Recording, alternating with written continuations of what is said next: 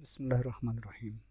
आज हम सतपारा के मज़ाफ़ात में मौजूद एक खूबसूरत छोटी सी अनडिस्कवर्ड जगह की सैर कराने वाले हैं जो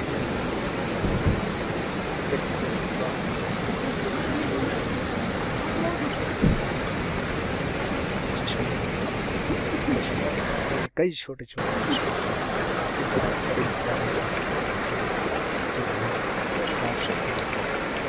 ठंडा पानी यहाँ पे जाते हैं लोग इस पानी को ज़रूर भर कर अपने साथ ले जाते हैं, ऊपर से आने वाले भी। और इस चश्मे से थोड़ा आगे जाएंगे तो थोड़ी सी चढ़ाई आती है, एक पावर हाउस भी है। उसको क्रॉस करते ही ऊपर एक प्लेन सी जगह आती है। उस प्लेन जगह पे रोड के बाईं साइड पर आप ऊपर चढ़ेंगे तो ये जो बाक़ियात हैं कुछ पुरानी बिल्डिंग्स की, वो आपके सामने नज़र आती हैं। ये किस मकसद के लिए बनाई हैं, किसने बनाई है, इसके बारे में तो कुछ नहीं पता। अलबत्ता इनको देखने के बाद एक अंदाज़ा ये होता है कि ये फ़ौजी मशकों के दौरान किसी ने आर्जी तौर पर ये मोर्चा टाइप की चीज़ें बनाई थी जो तकरीबन 40-50 साल पुरानी लगती हैं। और ये इसलिए अंदाज़ा है कि इन पत्थरों के ऊपर काई जम गई है जिसको लाइकेंस कहा जाता है। लाइकेंस इतनी जल्दी नहीं जमते। बहरहाल तकरीबन 100 से ज़्यादा के करीब ऐसे छोटे छोटे मोर्चानुमा चीज़ें हैं एक दायरे में, जिनके बीच में एक दरमियानी छुपी हुई जगह पर काफ़ी बड़ी दो बिल्डिंग्स की वाक़यात नज़र आती हैं, जिनमें से किसी में भी छत मौजूद नहीं है। अलबत्ता उसके एक पोर्शन को मकामी लोगों ने अपने बाड़े के तौर पर बहाल किया हुआ है और उसको छत लगा के इस्तेमाल करते हैं, बाकी एज इट इज़ पड़े हुए हैं। तो हमने रोड के बहुत करीब तरीन जो मोर्चानुमा स्ट्रक्चर थी वहाँ से दायरे में घूमने का फ़ैसला किया और इस दौरान हमें हर पत्थर के ऊपर जमे हुए ये लाइकेंस नज़र आए। लाइकेंस पोल्यूशन इंडिकेटर्स कहलाते हैं, यानी ये ऐसी जगह उगते हैं जहाँ पर एयर, वाटर एंड सॉइल सब कुछ साफ़ सुथरा हो, पोल्यूशन फ्री हो। और इतने सतपारा के इतने करीब होकर पोल्यूशन से फ्री होने का सबब ये है कि ये दरअसल पूरा पोर्शन पथरीला है और पथरीला होने की वजह से लोगों को यहाँ आने जाने की ज़रूरत महसूस नहीं होती, लिहाजा ये अनडिस्टर्ब्ड नेचुरल कंडीशन में मौजूद है। अलबत्ता जहाँ बीच में थोड़ी सी जगह मिलती है वहाँ मुख्तलिफ पौधे उगे हैं। इस वक्त हमारा डायरेक्शन देवसाई की तरफ है और ये रोड जो नीचे से जा रही है वो देवसाई की तरफ है। बीच में जो बर्फ़ानी चोटी नज़र आती है वो देवसाई टॉप के बराबर में है। वहाँ आप गौर से देखें तो एक खंबा नज़र आएगा, ये SCO का टावर है। इसके थ्रू पहले सिर्फ मोबाइल के सिग्नल्स आते थे, आजकल 4G नेटवर्क भी चलता है। तो ये रूइंस हैं। रूइंस को जिस जगह मट्टी दस्तयाब हुई वहाँ तो मट्टी ही को प्लान किया गया, जहाँ मट्टी दस्तयाब नहीं हुई वहाँ पत्थर तोड़कर उनका एक फ़र्श बिछाया गया है, अच्छी तरह से चुने गए हैं पत्थर। और ये सारे जो वाक़यात हैं इनके फासले एक दूसरे से फासले तकरीबन कांस्टेंट हैं। ये जो नीचे आपको नज़र आता है ये उस पूरे अहाते के मरकज़ में थोड़ी सी जो प्लेन जगह थी वहाँ मौजूद बड़ी बड़ी स्ट्रक्चर्स के हैं। अब मैं घूम के इस पूरे अहाते को कवर करते हुए उस तक आपको ले जाऊंगा। मैं बात कर रहा था पत्थरों के बीच में उगने वाले पौधों की। इनमें से 4 पौधे ज़्यादा तवज्जो के काबिल हैं। इनमें से एक आर्टेमिजिया है, दूसरा ये जो आपके सामने नज़र आ रहा है एफिड्रा। एफिड्रा का इतना बड़ा पौधा बल्तिस्तान भर में मैंने नहीं देखा। ये लकड़ी वाला कॉनिफेरस प्लांट तो है, लकड़ी वाला तो है, लेकिन बाकी जगहों पर ये बहुत छोटा है। यहाँ काफ़ी बड़े बड़े पौधे बीच में आपको मिल जाते हैं। एफिड्रा से एफिड्रीन हासिल होता है जो पेन किलर है। इसी तरह जो मेरे पाँव के पास जो नज़र आता है ये आर्टेमिजिया कहलाता है। शिना ज़बान में इसको रोंड कहते हैं और बल्ती में ये बुरसे कहलाता है।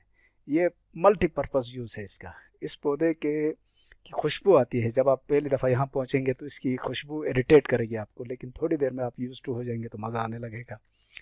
तो इसका एक तो मेडिसिनल यूज़ है, पेट के कीड़ों की मुफीद दवा है ये। सिर्फ सूंघने से भी बहुत सारे बच्चों के पेट के कीड़े निकल आते हैं, बाहर आ जाते हैं। और बाज़ औक़ात इसका कहवा पिलाया जाता है जो कड़वा कसीला है। इसके अलावा इसको बाज़ जगहों पर जलाने के लिए भी इस्तेमाल किया जाता है। और अक्सर जगहों पर जो पुरानी कच्ची छतें होती हैं वहाँ छत के ऊपर उसको बिछाकर फिर इसके ऊपर गारे की तह चढ़ा दी जाती है और सड़ने में काफ़ी टाइम लेता है ये। और अब हम जो रूइंस हैं उनके करीब पहुंच चुके हैं। यहाँ से आपको मशरिक, मगरिब और महल वक़ू बताया जा रहा है। मगरिब की तरफ जिस तरफ मेरा रुख है देवसाई है, पीठ पीछे स्कर्दू है, लेफ़्ट और राइट साइड पर पहाड़ ही पहाड़ हैं। बहरहाल बात ये कर रहा था मैं कि ये रूइंस में पूरा इंतज़ाम है। मैं आपको करीब से भी दिखाऊंगा इसके शॉट्स। मसलन ये जो नज़र आ रहा है ये इसमें दाखिल होने का गेट है, मरकज़ी गेट। लेकिन इससे पहले ये आपको ड्रेनेज नज़र आती है। ये टॉयलेट्स हैं, दो सुराख जो नज़र आते हैं टॉयलेट्स हैं, और नीचे से लंबी नाली खोदी गई है और फिर पत्थरों से ढक दिया गया है, तो वो ड्रेनेज है। अब हम इस मरकज़ी दरवाजे से इसमें दाखिल होते हैं तो एक बड़ा अहाता नज़र आता है बीच में, और उस अहाते के राइट साइड पर किचन, स्टोर और दो वीआईपी रूम्स हैं। वीआईपी इसलिए कह रहा हूँ कि बाकी जो रिहाइशगाहें वो काफ़ी दूर इनसे रखी गई हैं, और किचन करीब होने की वजह सर्विस बेहतर होने के लिए शायद हो, ये अंदाज़े हैं महज। ये अब मैं किचन में दाखिल हो रहा हूँ। किचन इसलिए कह रहा हूँ कि इनकी अंदर दीवारों पर बहुत सारे ताकचे बने हुए हैं जहाँ छोटा मोटा सामान रखा जा सकता है, और किचन के साथ ये एक वीआईपी रूम है। और इसमें बहरहाल कोई ख़ास इंतज़ाम तो नहीं है लेकिन छोटा सा है। बराबर में दूसरा ये वीआईपी रूम है। ये दोनों अब बहरहाल काफ़ी हद तक डैमेज हो चुके हैं।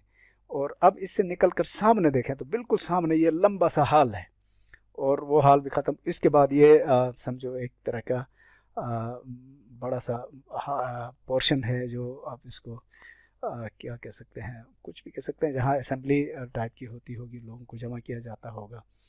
और उसके ऊपर ये शायद चौकीदारी के लिए रखा गया एक छोटा सा पोर्शन है। ये जो नज़र आ रहा है ये, इसको मैं कह रहा था बहाल किया गया है। ये दरअसल कोई वीआईपी बंगला टाइप का होगा जिसको अभी बाड़े में तब्दील किया गया। सामने एक और इसी तरह का बड़ा पोर्शन नज़र आता है। तो ये किसने तामीर किया, कब तामीर किया, किस लिए किया, ये कोई अंदाज़ा इसका नहीं है। बहरहाल ये है मौजूद, और इनकी दीवारें बज़ाहिर देखने में आर्जी से लगती हैं, लेकिन ये इतने मजबूत हैं कि कब से अबंडेंट होने के बावजूद अभी गिरी नहीं है। इसका एक एक पोर्शन वाज़े है, कौन सा दरवाज़ा है, कौन सी खिड़की है, कौन सा रोशनदान, ये भी पता चल जाता है। और इसके ऊपर जो पत्थर हैं उन पत्थरों के ऊपर जमी हुई, जैसे पहले कहा, लाइकिन्स ये इशारा दे रहे हैं कि ये बहुत पुरानी दीवारें हैं, क्योंकि लाइकिन्स को उगने में काफ़ी टाइम लगता है। और नीचे, इसके जस्ट नीचे ही मेन रोड है, पक्का रोड है देवसाई की तरफ। और उसके बाद ये छोटी छोटी पगडंडियाँ हैं जहाँ से लोग पैदल आते जाते हैं, पैदल चलते हैं। और मुझे ख़ुद ऐसे रास्तों पर चलने में बड़ा मज़ा आता है। तो थोड़ी देर मैं अपने मज़े लेने की खातिर आपको बोर कर रहा हूँ, I am sorry for that. बहरहाल इसी रास्ते से होते हुए अब हम रास्ते नीचे मेन रोड पर आएंगे। तो मैं यहाँ के प्लांट की बात कर रहा था। दो प्लांट का तो मैंने जिक्र किया। तीसरा प्लांट है थूजा। थूजा या शुप्पा कहलाता है, वो शिना में इसको चिली कहते हैं, छिली। ये एवरग्रीन प्लांट है, बहुत खुशबूदार है, और ये भी कॉनिफरस प्लांट का एक नुमाइंदा है। और जो चौथा पौधा है वो गिलगित बल्तिस्तान की तकरीबन पहचान है, वो जंगली गुलाब है। जंगली गुलाब को बल्ती में सिया कहा जाता है, इसी से सियाचिन ग्लेशियर का नाम पड़ गया है। यानी ये पौधा इंतहाई हाइट्स पर भी उगता है तो झाड़ी, और फूल खिलते रहते हैं साल भर तकरीबन। यानी जब तक गर्म सीज़न है, साल भर नहीं, आई एम सॉरी, मार्च से ये मुख्तलिफ़ जगहों पर खिलना शुरू हो जाता है, और सितंबर तक मुख्तलिफ़ हाइट्स पर आपको ये खिला हुआ नज़र आएगा। ये जो पौधा है, इसके फूल में खुशबू तो बहुत ज़्यादा नहीं है, लेकिन वीरानों में यही खुशबू बहुत काफ़ी होती है। और इस पौधे की जो तने हैं छोटे छोटे स्टिक्स की शक्ल में स्ट्रेट, और उस पर गोल्डन कलर के कांटे लगे होते हैं। इसीलिए किसी ज़माने में इनको स्टेटस सिंबल के तौर पर स्टिक्स बनाई जाती थी, जो वॉकिंग स्टिक्स या जस्ट हैंड कैरी ऐसे स्टिक्स के तौर पर यूज़ किया जाता था। और ये सियाचिन का एक बड़ी सी झाड़ी है, उसके सामने मैं खड़ा हूँ, और बहुत ही खूबसूरत ये मंज़र पेश करता है। अब मैं नीचे रोड पे उतर चुका हूँ तकरीबन 1.5 घंटे की ट्रैकिंग के बाद। अब मैं जाऊँगा उस जगह जहाँ हमारे साथी शाम के कुकिंग का इंतज़ाम कर रहे हैं, और वहाँ जाके उनका थोड़ा हाथ बटाने की कोशिश करूँगा। तो ये सतपारा से जस्ट आधा घंटे के सफ़र के बाद आप सतपारा और देवसे के बीच में यहाँ पहुँच जाते हैं। यहाँ पर बारबेक्यू का एहतमाम हो रहा है, और सारे साथी अपने अपने महारत शो करते हैं। कोई इसमें मसाले लगा रहा है, कोई पंखा जलता है, कोई चटनी बना रहा है, कोई लाइटिंग का इंतज़ाम कर रहा है, कोई आग जलाकर गर्म होने की कोशिश कर रहा है। जून की शुरुआत है, और मौसम इतना ठंडा है, हल्की बूंदाबांदी भी हुई थी कि हाँ, हमें आग जलाने की ज़रूरत महसूस हुई है। ये हमारे एक और साथी चटनी बना रहे हैं और मज़े की चटनी बना रहे हैं, और दूसरे साथी लाइट का एहतमाम कर रहे हैं। तो तीसरा जनरल लाइटिंग के लिए गाड़ी की बैटरी से लिंक करेंगे तो हमारे लिए रात के अंधेरे में रोशनी का एक ज़रिया बन जाएगा। और जो बाकी हैं वो खाने के इंतज़ार में हैं। तो आप सोच रहे होंगे मैं वीडियोग्राफी कर रहा हूँ, खाने पकाने में, कुकिंग में कोई मदद नहीं कर रहा। तो ऐसी बात नहीं है, मैंने अपना हिस्सा अदा कर दिया है। ये देवसाई से आने वाली एक गाड़ी है।